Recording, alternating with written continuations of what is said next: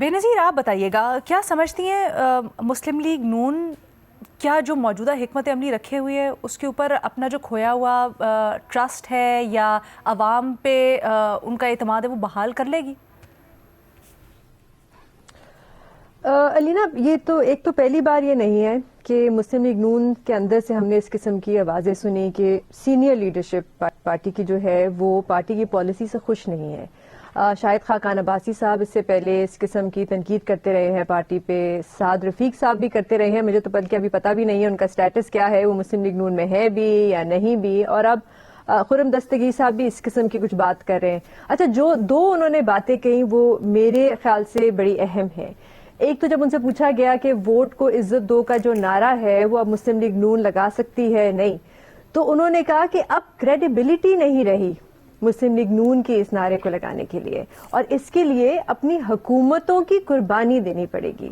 دوسری بات جو اس سے بھی زیادہ اہم ہے, انہوں نے کہا کہ مسلم لیگ نون کو اپنے کارکنان کی رائے کو سنجیدہ لینا پڑے گا. اب یہ اس لیے اہم ہے کیونکہ خرم دستگیر صاحب الیکشن کہاں سے لڑتے ہیں؟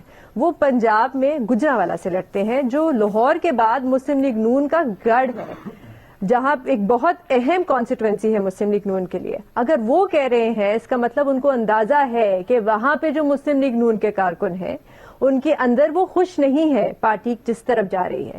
دیکھیں علینا, یہ بات میں پہلے بھی کر چکی ہوں کہ اس وقت مسلم لیگ نون میں ایک بڑا سیریس ایگزسٹینشل کرائسس ہے.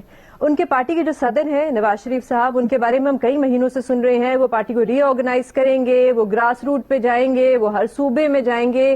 لیکن پچھلے 6-7 مہینوں میں ہم نے دیکھا ہے یا تو وہ لندن میں نظر آتے ہیں, یا وہ مری میں نظر آتے ہیں, یا وہ لاہور میں نظر آتے ہیں. تھوڑی بہت جو ہم نے ان کی ایکٹیویٹی دیکھی وہ جب یہ متنازع 26 آئینی ترمیم پاس ہونے لگی تھی. اس کے بعد بھی ہم دیکھیں, اگر شہباز شریف صاحب کی حکومت دیکھ لیں تو وہ بھی خود کوئی کریڈٹ نہیں لیتے کسی چیز کا. جب وہ معیشت کی بھی بات کرتے ہیں کہ مہنگائی کم ہوئی ہے تو وہ کہتے ہیں یہ ہائیبرڈ نظام کی وجہ سے ہے, وہ اسٹیبلشمنٹ کو اس کا کریڈٹ دیتے ہیں, وہ خود کریڈٹ نہیں لیتے. اور اس وقت فیس آف دا گورنمنٹ بھی جو ہے وفاق میں حکومت مسلم لیگ نون کی ہے, لیکن فیس آف دا گورنمنٹ کون ہے؟ شہباز شریف صاحب تو نہیں ہے, محسن نقوی صاحب ہیں. احتجاج ہوتا ہے اسلام آباد میں, محسن نقوی صاحب آتے ہیں. مذاکرات ہونے ہوتے ہیں, محسن نقوی صاحب آتے ہیں. تو اس وقت مسلم لیگ نون اسٹیبلشمنٹ کی بی ٹیم بھی نہیں, سی ٹیم لگ رہی ہے.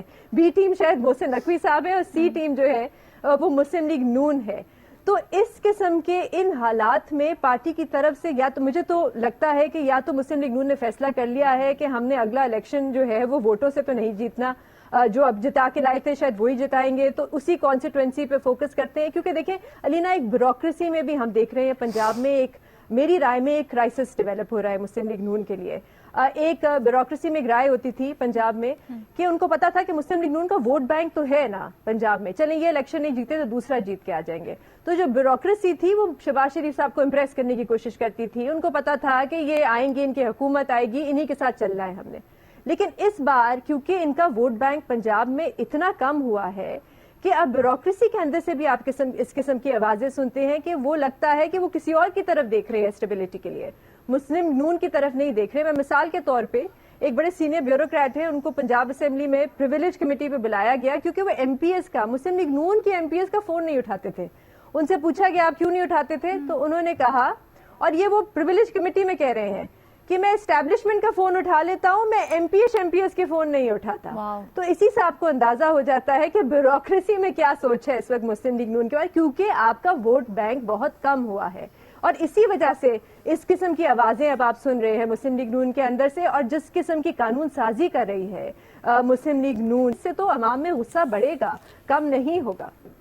لیکن بےنظیر, ہم تو سن رہے ہیں پنجاب میں بڑی اتھارٹی کے ساتھ کام ہو رہے ہیں, جو وزیر اعلیٰ ہیں موجودہ وہ تو بلکہ سب کو ساتھ لے کر چل رہی ہیں, روز کام کے اوپر نظر رکھتی ہیں, ان کے پاس باقاعدہ dash board and she is hands on اپنے کام سے متعلق. تو پھر بھی اعتماد نہیں بیوروکریسی کا ان کے اوپر؟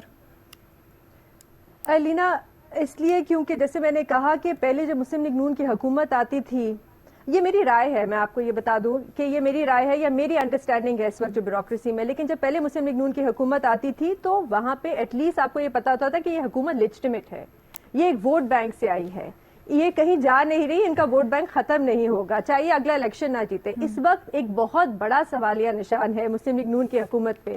वफाक में भी और पंजाब में भी। और अभी हमें देखना पड़ेगा ये जो सब इस वक्त किया जा रहा है, जितने ज़्यादा एड्स रोज़ हम देखते हैं पंजाब हुकूमत के हर जगह, जिस किस्म के रोज़ एक नए नए इनिशिएटिव लॉन्च किए जा रहे हैं, इसका वाकई में अवाम में कोई असर पड़ता है? नहीं पड़ता, क्योंकि इसके साथ साथ हम देख रहे हैं कि बहुत से मुतनाज़ा चीज़ें भी की जा रही हैं, इकदाम लिए जा रहे हैं। जैसे हमने देखा सेक्शन 144 के हवाले से जिस किस्म के बयानात दिए जाते हैं कि एक सियासी जमात को दहशतगर्द सियासी जमात कहा जाता है, इस सब का असर होता है। लीना, हमने देखा इस इलेक्शन में एक गुस्सा है अवाम का, और उसको कम करने के लिए मुस्लिम लीग नून कुछ नहीं करे।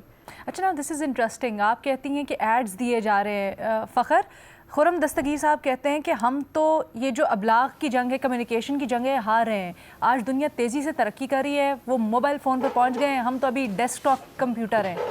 तो क्या ये मसला है? क्या नए वोटर को इंगेज नहीं कर पा रहे हैं कारकर्दगी के बावजूद, या कारकर्दगी भी नहीं है?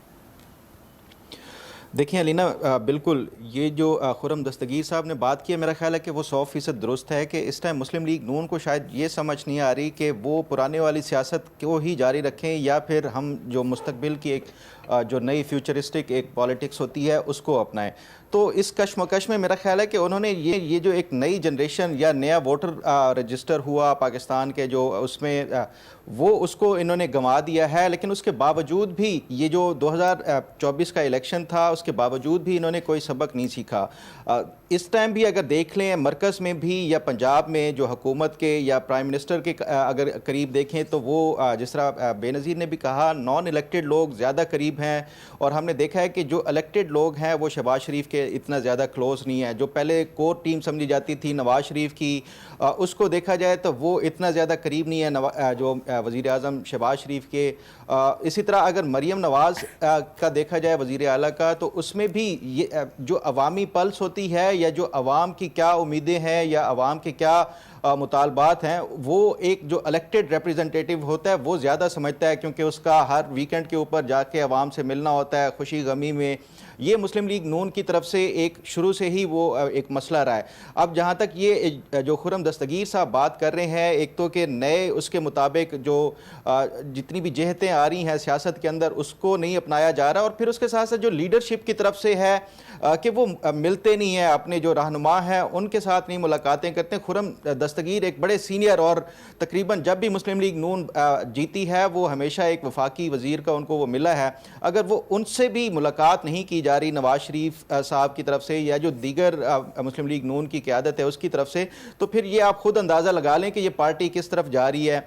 अगर इसके हवाले से मैं देखें, ये तो एक इनके अपने वज़रा के हवाले से, ये आजकल जो बयानिए की जंग है, ये परसेप्शन के ज़रिए ही लोगों का, आप चाहे वो सोशल मीडिया के जितने भी वेबसाइट्स हों या उसके ऊपर, हर पॉलिटिकल पार्टी की ये कोशिश होती है कि वो अपने बयानिए को आगे फैलाए। फिर उसके साथ साथ ये हुकूमत है, आपके पास तो एडेड एक और चीज़ भी आ जाती है कि मीडिया के साथ इंटरेक्शन है। लेकिन हालत ये है कि वफाकी जो इनके वज़रा हैं, ख़ासतौर के ऊपर वज़ीर इत्तलात का, जिसका काम होता है कि मीडिया के साथ इंटरेक्शन रखना, उनके सवाल व जवाब का वो करना, वज़ीर इत्तलात तक मीडिया के जो रिपोर्टर्स हों या उनके साथ ये एक्सेस में नहीं होते। इससे पहले हमें ये शिकायत होती थी कि जो मरीम औरंगज़ेब साहिबा हैं वो कभी मीडिया के साथ इंटरेक्शन नहीं रखती, लेकिन ये जो मौजूदा वज़ीर इत्तलात हैं, ये इसके हवाले से भी तो ये मुस्लिम लीग नून ने, मुझे यही लगता है कि जिस तरह बेनज़ीर ने भी कहा कि शायद ये सोच रहे हैं कि अब जो मुस्तकबिल में भी फैसला इस्टेब्लिशमेंट ने करना है कि हुकूमत किसको देनी है, बस ये उसी कॉन्स्टिट्यूंसी को ये सोच रहे हैं कि उसी के ऊपर ही अब तकिया किया जाए, बजाय इसके कि अवाम के ऊपर के जो गिनने वाले हैं वो ज़्यादा इंपॉर्टेंट है, ना कि वोट देने वाले। मेरा ख्याल है कि ये जो है इनको आगे जाके फिर इससे एक दफ़ा फिर मेरा ख्याल है कि इनको सबक सीखेंगे ये।